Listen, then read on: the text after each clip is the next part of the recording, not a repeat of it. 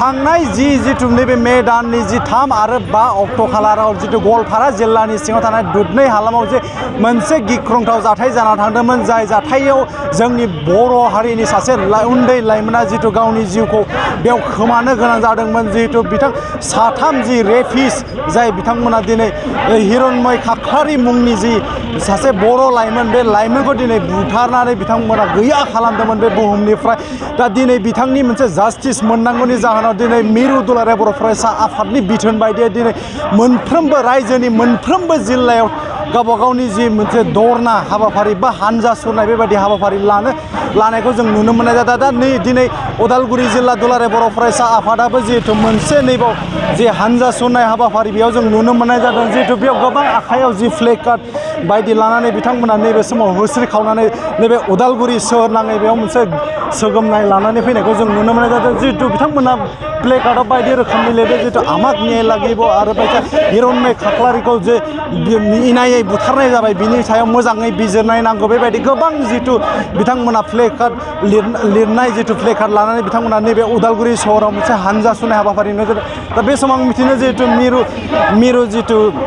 आबसुनि जि लोगो बुंथिगिरि बिथां बिबारि बर' बिथाङा आंजों लोगोसे दं आं बिथांनिफ्राय मोनसे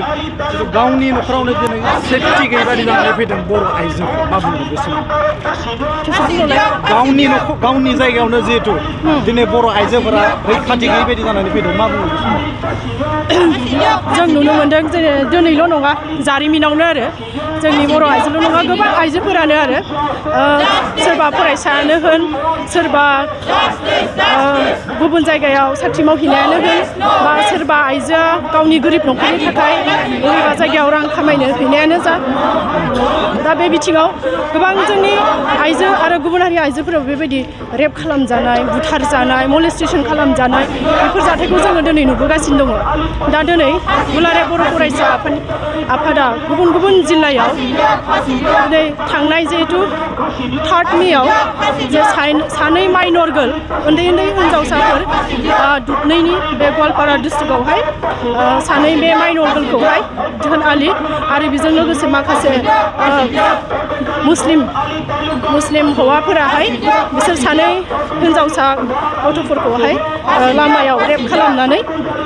गारनानै दोनदोंमोन। दा जों नुनो मोनदों दा बिथांनि फेमिलिया थिग बेबायदिनो नेक्स्ट 5 मेआवहाय बिथांनि फेमिलि बा बिदा हिरण्मय खाख्लारि आरो बेजों लोगोसे बिथांमोननि फेमिलि आरो भिलेज डिफेन्स पार्टि माखासे दैदेनगिरि बिथांमोना बे सनालिनि न'खराव फैदोंमोन फैनानै एसे खबर लादोंमोन रायलायनो होननानै बे समावनो बिथांनि न'खर आरो फेमिलिया जों इउनाइट जानानै बिथांखौ देगार सुदों। दा जों लुबैयो जे आइजो माहारिया गभार्नमेन्टआ आइजो माहारिनि रैखाथिनि थाखाय ल'नि थाखाय रुलनि थाखाय राइट्सनि थाखाय गोबां माखासे एडप्टेड खालामनानै लायो इमप्लिमेन्टेसन खालामनो थाखाय नाथाय जों नुनो मोनदों जे जाबायदि पानिशमेन्ट होनांगौ दायनिगिरिखौ बेबायदि पानिशमेन्ट होनाय जायाखै होननानै जों बुङो जायनि थाखाय बे जाथाया बार जोङो एसे जोंनि गावनि जायगायाव थानानैनो जों इन्डिजिनियास पिपोल जानानैनो जों बे गुबुन हारि जायफोर माने जोंनि हारिया हादोराव फैनानै जायगा लाफैनानै जोंनि हारिनि सुबुंफोरखौनो बिथांमोना रेप खालामनाय बुथारनाय जाथाया जाबाय थादों। बेनिखायनो आं दिनै खावलायनो सानो जे गभर्नमेन्टखौ जे जायफोर माने रेप खालामजाबाय बे रेप खालामजानाय बिथांमोननि फेमिलिनि थाखाय 5 lakhs बेबायदि गभर्नमेन्टआ कम्पेनसेसन होनांगौ आरो जाय माने हिरण्मय खाख्लारि बिथांखौ बुथारबाय बिनि थाखाय बिथांनो गभर्नमेन्टआ बिथांनि फेमिलिनो 20 लाख रां बेबायदि जोङो डिमान्ड खालामबाय आरो इयुनाव गभर्नमेन्टआ बेबायदिनो मोजाङै गोख्रोङै स्ट्रङै माने थाब समनि गेजेरावनो दायनिगिरिखौ साजा होनांगौ जों बेखौ जों दिनै डिमान्ड खालामदों। नंगौ जिहेतु बिथाङानो जाहैबाय मिरु दुलाराय बर' फरायसा आफादनि बुंथिगिरि बिथां बिबारि बर' आरो आं नैबे समाव मिथिनो नाजाबावनो जिहेतु उदालगुरि जिल्ला दुलाराय बर' फरायसा आफादनि आफादगिरि बिथाङा आंजों लोगोसे दङ जिहेतु नैबे हाबाफारिनि गेजेरजों मा लुबैदों नोंथांमोना? दुलाराय बर' फरायसा आफादा दिनै मोनफ्रोमबो जिल्लायाव रेलि बा गोलाव हान्जा सुनाय जों लादों। जाहोना जाहैबाय माखासे रेपिस गवालपारा जिल्लानि सिङाव थानाय दुधनैनि जे बाहार आलि तालुकदार आरो बिनि एस'सियेट्स माखासे बिथांमोना थांनाय गोलाव समनिफ्राय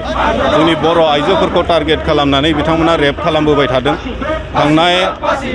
2023 मायथाइनि डिसेम्बर दानाव जुदिया माने बे समाव मोनसे हाबाफारिनिफ्राय सासे बिनानावा बिथाङा न'आव गिदिंफिनबोबाय थानाय समाव बिथांखौ किडनेप खालामनानै रेप खालामना हरदों धन आली तालुकदार बिथाङा, जायनि थाखाय बिथाङा अलरेडि पुलिसजों बुक जाखाबाय, बिथाङा एरेस्टबो जाबाय, जेलावबो थांबाय। बे एखे बेक्तिया बिथाङा जेलनिफ्राय बेल लानानै गफिननानै फिन आरोबाव थांनाय मे दाननि 3 अक्ट'आव आरोबाव बैसागु फोरबोआव हाबाफारियाव प्रग्रामाव थांनाय सानै बिनानावखौ बिथांमोना मोनाबिलियाव लामानिफ्राय किडनेप खालामनानै खाथियाव थानाय इटाफातायाव लांनानै हरसे बिथांमोना गें रेप खालामो आरो बे गें रेप खालामखांनानै फुंबिलि समाव बे बिनानाव बिथांमोनखौ लामायाव गारनानै दोनो। दा बेखौ लानानै 5 अक्ट' मेनि 5 अक्ट'आव जेब्ला हिरनमय खाख्लारि बै गामिनि VDP सेक्रेटारि आरो सानैसो लोगोफ्रा थांनानै एसे सावरायनो होननानै थाङो। बै थांनाय समावनो बिथां धन आली तालुकदार, बिनि बिदा शेखबर आली आरो बिनि बिनानाव पारमिना बेगम बिथांमोना सेखा लानानै फैयो, देगारजों हिरनमय खाख्लारि बिथांखौ सुयो, सेखाजों दानो आरो बे बिथांजों थांफानाय लोगो बिथांमोनखौबो गाज्रि रोखोमै एटेक खालामो, जायनि थाखाय हिरनमय खाख्लारि बिथाङा हस्पिटालाइज जानो गोनां जायो आरो हस्पिटालाइज जानानै GNRCआव बिथाङा जिउजों जुजिनानै थांनाय मे दाननि 16 तारिखआव गावनि जिउखौ फोजोबना लानो गोनां जायो। दा बे गासै जाथायखौ जों नायोब्ला नुयो जे धन आली तालुकदार आरो बिनि जिखिनि एस'सियेट्सफोर बिथांमोना खुनु गोथाङै थानायनि बा जोंनि ओनसोलाव बा बुहुमावनो बिथांमोना बिदि खुला माने अख्राङाव बेरायनो मोननायनि खुनु जग्यता बिथांमोना गैया। खारन मानसि हिसाबै भुल जायो, थांनाय बोसोरनिखौ जों भुल हिसाबै लायोब्लाबो जेलनिफ्राय गखांनाय लोगो लोगो बे एखे खामानिखौ बिथांमोना मावफैयो। अब्ला बेबायदि बेक्तिखौ जोङो गोथाङै दोननायनि खुनु माने गैया। बिनि थाखाय जोङो दिनै बे रेलिनि गेजेरजों डिमान्ड खालामदों जे धन आली तालुकदार, बिनि बिदा शेखबर आली, बिनि बिनानाव पारमिना बेगम आरो लोगोसे बै रेप खालामनायाव जड़ित थानाय जे माने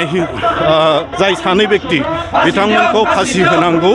बे दिनैनि रेलिनि गेजेरजों जों बेखौ डिमान्ड खालामो आरो हिरनमय खाख्लारि बिथांनो जाहाथे न'खरा सोलिनो हानाय बायदि बिथांमोननो जाहाथे रांनि अनसुंथाइ होयो। लोगोसे जाय साथाम बिनानावमोना माने रेप खालामजाबाय गाज्रि रोखोमै, बिथांमोनाबो जाहाथे माने रांनि अनसुंथाइखौ मोनो गावनि जिउखौ दाफिननो थाखाय। बेखौनो दिनैनि रेलिनि गेजेरजों जों दाबि खालामो। नंगौ, बिथाङानो जाहैबाय जितु उदालगुरि जिल्ला दुलाराय बर' फरायसा आफादनि आफादगिरि बिथां कर्नलियास दैमारि आरो बिथाङा जोंनि सिगाङाव बुंथिनानै होबाय जिहेतु जि थांनाय जि